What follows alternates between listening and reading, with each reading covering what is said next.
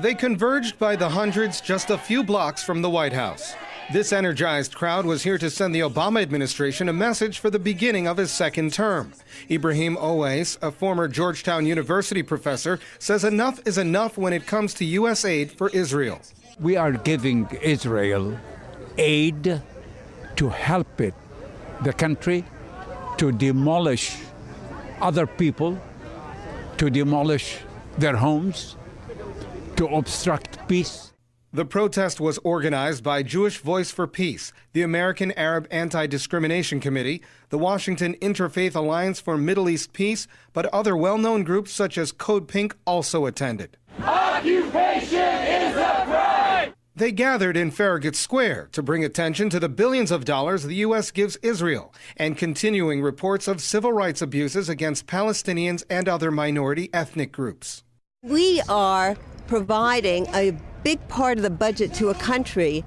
We should question what is being done with that money, and if the country is violating international law, domestic law. Conservative estimates from the Washington Report on Middle East Affairs put U.S.'s aid to Israel at $123 billion since the late 1940s.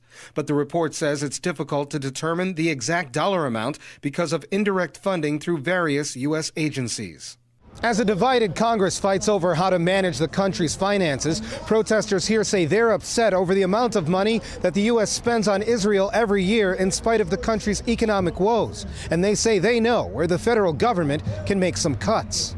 Nathan Harrington is a high school teacher who says he's teaching students about the influence of tax dollars. Our tax dollars are going, and then that money is coming back to U.S. Contractors, U.S. Companies that in turn have a lot of lobbyists that support U.S. military aid to Israel. The protest calling for a cease and aid turned into a march, stopping briefly in front of the White House. Protesters hoping that their message reaches those that will make comprehensive policy changes. We are spending a lot of money in Israel, and we are not asking any questions about how the money is being spent. At a time when the U.S. considers cutting excessive spending, many here are asking why not start with the billions in aid going to Israel. Colin Campbell, Press TV, Washington.